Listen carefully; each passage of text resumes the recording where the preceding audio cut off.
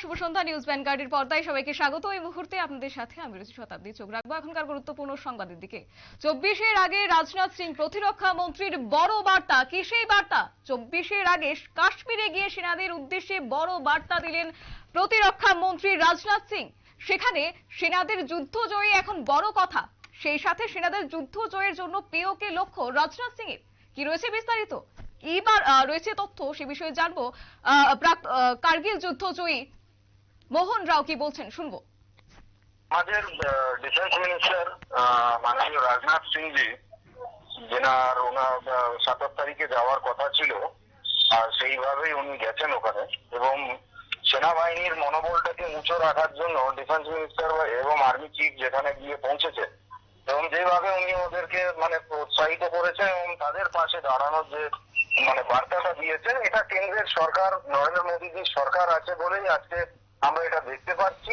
Otherwise বিগত আজ থেকে 10 বছর আগে যখন দেখেছিলাম, সেখানে আমাদের সেনাবাহিনীর যে সৈনিক ছিলেন তাদের মুন্ড কেটে পাকিস্তানি জঙ্গিরা ফুটবল খেলেছে। আর এইগুলো যে জঙ্গি হামলা হয়েছে, এগুলো বুলস অ্যাটাক। এখানে কোনো নির্দিষ্ট টার্গেট নেই যে আমি গুলি মারছি, সে গুলিটা কার বুকে গিয়ে লাগছে আর কাকে ক্ষতিগ্রস্ত করছে। এখানে জঙ্গিদের কোনো টার্গেট ঠিক থাকে না, ওরা ইনডিসক্রিমিনেট ফায়ার করে। ওয়ারাজ আর্মির ক্ষেত্রে কি হয়, অনেক কিছু ভেবে চিন্তা করে, কর্ডন অফ, সার্চিং, তারপরে নিউট্রালাইজেশন, এই সমস্ত কিছু হয়। আমাদেরকে সিভিলিয়ান লাইফ যাতে লস না হয় সেটা আগে মাথায় রাখতে হয়। তো সেই হিসাবে আজকে রাজনাথজির ওখানে যাওয়া একটা বড় একটা ওয়েলকাম স্টেপ। এবং উনি যে বার্তাটা দিয়েছেন যে ভাই আমরা আপনাদের পাশে আছি, যেটা বিগতে কোনোদিনও হতো না, এক্সেপ্ট লাল বাহাদুর শাস্ত্রী যখন প্রাইম মিনিস্টার ছিলেন সেই সময় এই জিনিসটা হতো।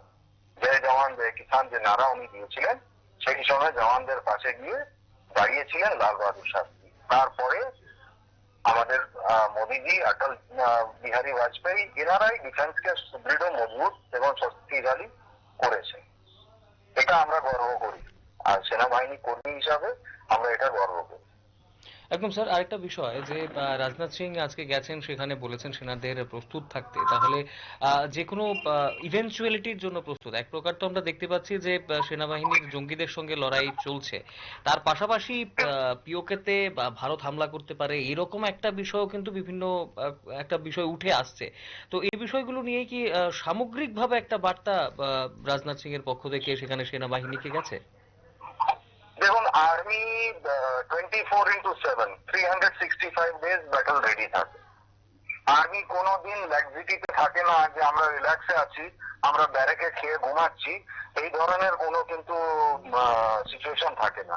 আজকে যদি রাত্রিবেলা যদি আর্মিকে বলা হয় যে আগামী 24 ঘন্টার মধ্যে আমাদেরকে ওয়ার রেডি হয়ে লড়াইয়ের জন্য পৌঁছাতে হবে, তো সেই ইনফ্রাস্ট্রাকচার আজকে তৈরি হয়ে গেছে, আমরা একদম প্রস্তুত আছি। আর এটা খুব প্রাউডলি আমি বলতে পারি যে ভারতবর্ষ এবং ভারতের যে সেনাবাহিনী আজকে সেই জায়গায় আছে যে আমাদের যে সেনাবাহিনীকে যদি আজকে নির্দেশিত করা হয় যে আপনাকে যুদ্ধের জন্য রেডি থাকতে হবে, আমরা এটা ঘোষণা করছি, তাহলে এটা খুব বড় ব্যাপার থাকবে না। কারণ কি, দীর্ঘদিন পাকিস্তানের যে একটা এই লড়াই, জঙ্গিদেরকে পাঠিয়ে যে পিস প্রসেসটা যেটা চলছে, জম্মু কাশ্মীরে যে শান্তি চলছে, সেটাকে ভঙ্গ করার জন্য যে চেষ্টা পাকিস্তান করছে, সেটাকে কিন্তু বন্ধ করাই হবে। একদম স্যার, আরেকটা বিষয় রাজনাথ সিং যেটা বলেছেন যে শুধু সৈন্যদের যুদ্ধ জিতলেই হবে না, মনও জয় করতে হবে। তো এই বিষয়টাকে আপনি কিভাবে দেখছেন? আমি বললাম তো আপনাকে, দেখুন আমাদের প্রধানমন্ত্রী প্রত্যেকটা দীপাবলিতে উনি ওনার কোনো কার্যক্রম রাখেন না। যেদিন উনি সিএম ছিলেন আমরা সেই দিন থেকে জানি ওনাকে, উনি সেই সময়ও আমাদের সেনাবাহিনী বা বর্ডার সিকিউরিটি ফোর্সের কাছে গিয়ে ওনার দীপাবলি সেলিব্রেট করতেন। তো সুতরাং আপনি এটাও জানানো আমার দরকার যে 1999 সালে যখন কার্গিল যুদ্ধ হয়, সেই সময় সেই যুদ্ধে যে আমাদের সৈনিকরা যারা বীরগতিকে প্রাপ্ত হয়েছে, তাদের মৃতদেহ, সেই মৃতদেহকে প্যাক করে একদম সসম্মানে তার বাড়িতে পৌঁছে দেওয়া এবং তাকে অনার করে সেই লাস্ট রাইটস পারফর্ম করা, এই পদক্ষেপ কিন্তু আমাদের ভারতীয় জনতা পার্টির সরকারই নিয়েছিল। তার আগে কিন্তু সেনাবাহিনীর যে কোনো জওয়ান যেখানে শহীদ হতো, যেখানেই তার মৃত্যু হতো, সে তাকে ওই এলাকার মধ্যেই লাস্ট রাইট পারফর্ম করে দেওয়া হতো। কিন্তু 1999 এর পরে এই সিস্টেমটা চেঞ্জ হয়েছে এবং সসম্মানে তাকে বাড়িতে পৌঁছানো হয় এবং প্রচুর টাকার সাহায্য সে পরিবারকে দেওয়া হয়, সে পরিবারকে পুরোপুরি ভাবে প্রোটেক্ট করা হয়। এটা বার্তা দেওয়া হয়েছে যে আমরা আপনাদের সাথে আছি, পাশে আছি, আপনাদের পরিবারের পেছনে একদম রক সলিডলি দাঁড়িয়ে আছি। এই বার্তাটা কেন্দ্র সরকার কিন্তু দিয়েছে, এটা আমরা খুব খুশি। এবং মঞ্চ সবসময় সেনাবাহিনীর জওয়ান অফিসার সবসময় কিন্তু ওয়ার রেডি থাকে এবং তার আপনারা শুনলেন কার্গিল যুদ্ধজয়ী প্রাক্তন সেনাকর্মী মোহন রাও কি বলেছেন। তবে এই বিষয়ে আমরা সরাসরি যাব, আমাদের নিউজ রুম থেকে রয়েছেন অর্ণব বিশ্বাস, তিনি কি বলছেন শুনবো। অর্ণব, শুনতে পাচ্ছ?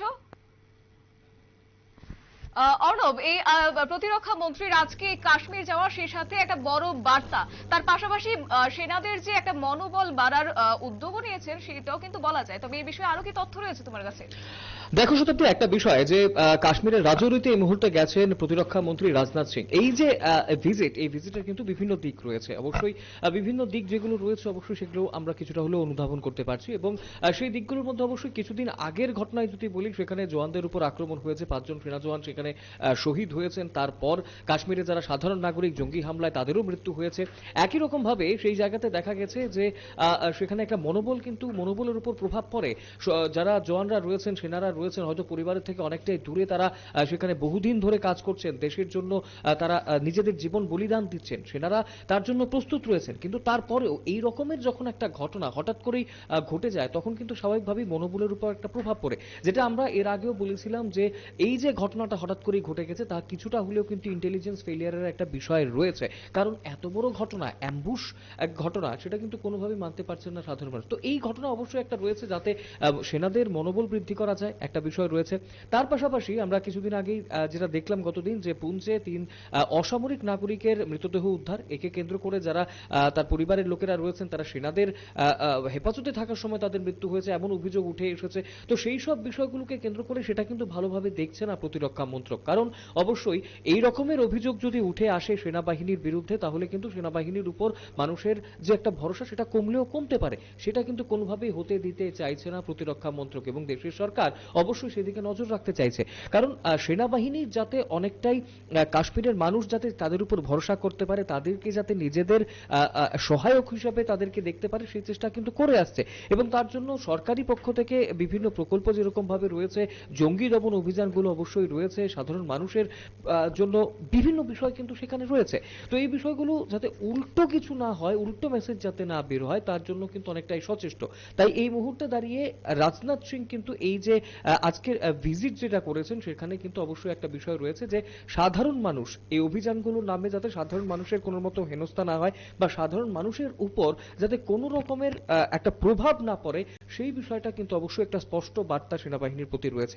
তার পাশাপাশি অবশ্যই যেটা তোমাকে বলছিলাম, সেনাবাহিনীর মনোবল বৃদ্ধি করা, এই বিষয়টাও কিন্তু রয়েছে। আরো একটা বড় বিষয় যেটা অবশ্যই বিশেষজ্ঞরা বলছেন, যে পিওকে, এই পিওকে ইস্যুকে কেন্দ্র করে কিন্তু এই মুহূর্তে প্রচুর পরিমাণে বিভিন্ন কথা উঠে আসছে যে পিওকে ভারতের সঙ্গে জুড়ে যাবে এবং এই বিষয়গুলোকে কেন্দ্র করে পিওকে কিভাবে ভারতবর্ষের সঙ্গে জুড়বে, সেটা একটা প্রশ্ন অবশ্যই রয়েছে। কিন্তু ইভেন্চুয়ালিটির জন্য, প্রত্যেক ইভেন্চুয়ালিটির জন্য ভারতীয় সেনাকে প্রস্তুত থাকতে হবে, সেই কথাও কিন্তু প্রতিরক্ষা মন্ত্রী রাজনাথ সিং বলেছেন। পিওকে অবশ্যই আমরা দেখছি যে পিওকে পাকিস্তান অকুপাইড কাশ্মীর যেটা রয়েছে, সেটা রাজৌরি থেকে কিন্তু খুব একটা বেশি দূরত্বে নয়। তাই পিওকে নিয়ে কিন্তু এক প্রকার স্পষ্ট বার্তা রাজনাথ সিং কিন্তু দিয়ে দিয়েছেন সেনাবাহিনীকে। এবং এই মুহূর্তে দাঁড়িয়ে রাজনাথ সিং যদি পিওকের খুব কাছে দাঁড়িয়ে এই বার্তা দিতে পারেন, তার মানে কিন্তু এটা অবশ্যই বোঝা যেতেই পারে যে কাশ্মীরে ইতিমধ্যেই নানান প্রক্রিয়া কিন্তু শুরু হয়ে গেছে এবং পিওকের বিরুদ্ধে যদি কোনো অভিযান হয়, সেটা যুদ্ধ অভিযান নাই হোক, অন্যরকম ভাবে যে কোনো অভিযানই যদি হয়, সেগুলো কিন্তু অবশ্যই তার প্রিপারেশন প্ল্যানিং বহু আগে থেকেই শুরু হয়। সেটার প্ল্যানিং কিন্তু ইতিমধ্যেই শুরু হয়তো হয়েও গেছে, কারণ যেই প্ল্যানিং গুলো হয়, যে প্রিপারেশন গুলো হয়, সেটা কিন্তু সাধারণ মানুষের জন্য ওপেন ফোরামে থাকে না। কারণ প্রতিরক্ষা বিষয়ক যে বিষয়গুলো রয়েছে সেটা অত্যন্ত গুরুত্বপূর্ণ এবং গোপনীয়তা সেখানে কিন্তু মেনটেন করা হয়। সেখানে অবশ্যই দেশের প্রধানমন্ত্রী থাকবেন, দেশের রাষ্ট্রপতি থাকবেন, তার পাশাপাশি দেশের যিনি প্রতিরক্ষা মন্ত্রী রয়েছেন তিনি থাকবেন, এবং দেশের যিনি সিডিএস রয়েছেন তারা থাকবেন, যে বাহিনীর প্রধান তারা থাকবেন।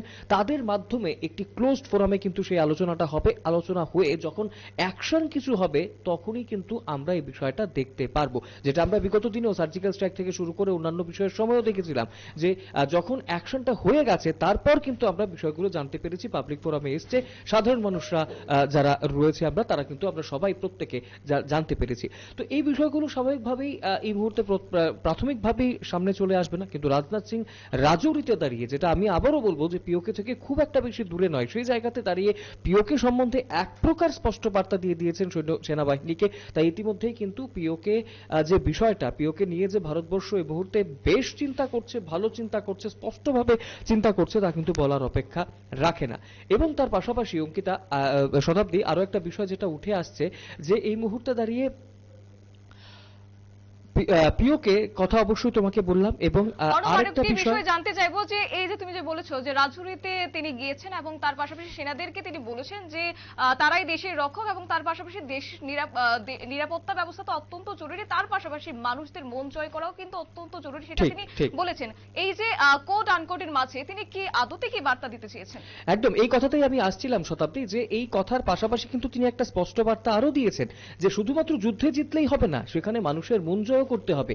মানুষের মন জয় করতে ব্যাপারটাতে তিনি কি বোঝাতে চেয়েছেন? অবশ্যই হয়তো সেটা বোঝাতে চেয়েছেন যে, যেটা আমি একটু আগেও বলছিলাম, যে অপারেশনের নামে সাধারণ মানুষকে হেনস্থা করা যাবে না, এবং মানুষের মন জয় করতে হবে। মানুষকে বোঝাতে হবে যে সেনাবাহিনী সেখানে তাদের সাহায্যের জন্য রয়েছেন, তাদের সুরক্ষার জন্য রয়েছেন। কারণ সামনেই কিন্তু জম্মু এন্ড কাশ্মীরের নির্বাচন রয়েছে, এবং এই নির্বাচনে ইতিমধ্যেই আমরা জানি যে সিটও বাড়ানো হয়েছে। তাই সাধারণ মানুষ যাতে পাশে থাকে, সাধারণ মানুষ যাতে সেনাকে বন্ধু হিসেবে মনে করে, সেই বার্তাটা অবশ্যই কিন্তু দিতে চাইছেন তিনি। এবং স্বাভাবিকভাবেই আগামী দিনে সেই অর্থে প্রতিরক্ষা মন্ত্রী নিজের সেখানে অবশ্যই অভিজ্ঞ, তিনি অনেকটাই অভিজ্ঞ রাজনীতিবিদ।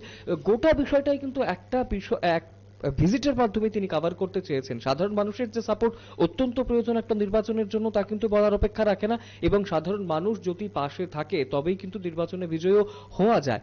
এবং এই মুহূর্তে দাঁড়িয়ে এই যে বিগত দিনের যে ঘটনা, যে তিনজনের মৃতদেহ উদ্ধার হয়েছে, এই বিষয়গুলো নিয়ে নানান রকমের নানান বিষয় উঠে এসেছে, সেগুলো কিন্তু ভালো মতো দেখছে না প্রতিরক্ষা মন্ত্রক, এবং আগামী দিনে এই রকমের ঘটনা যাতে কিছুই না হয় তার জন্য কিন্তু একটা স্পষ্ট বার্তা অবশ্যই বলা চলে এই রাজনাথ সিং এর আজকের ভিজিটের মাধ্যমে অবশ্যই দেখা গেছে।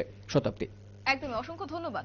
আমরা কথা বলছিলাম আমাদের প্রতিনিধি অর্ণব বিশ্বাসের সাথে, সরাসরি নিউজ রুম থেকে ছিল অর্ণব বিশ্বাস, এবং এই বিষয়ে আমরা আরো বিস্তারিত জানবো।